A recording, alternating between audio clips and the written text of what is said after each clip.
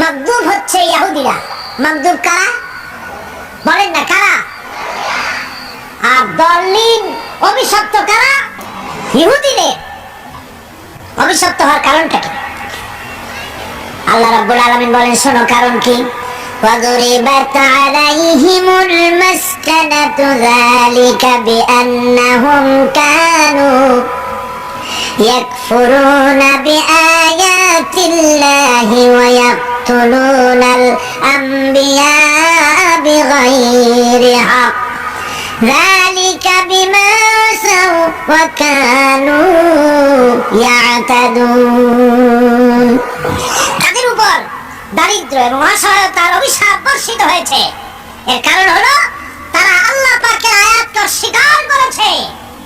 তারা অকারণে আল্লাহর নবীদেরকে হত্যা করেছে এবং প্রত্যেকটি ব্যাপারে আল্লাহর শরীয়তের সীমা লঙ্ঘন করেছে।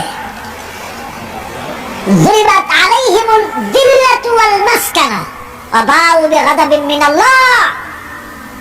আল্লাহ পাক বলেছেন, চিরকাল ইহুদিরা অভিশপ্ত, তাদের কোন আবাসস্থল হবে না, সারা জীবন ঘুরে বেড়াবে। আপনারা বলবেন, কই ঘুরে বেড়ায় না তো, তাদের তো জায়গা হয়েছে জেরুজালেমে, ইসরায়েলে, সেখানে তারা জায়গা করে নিয়েছে।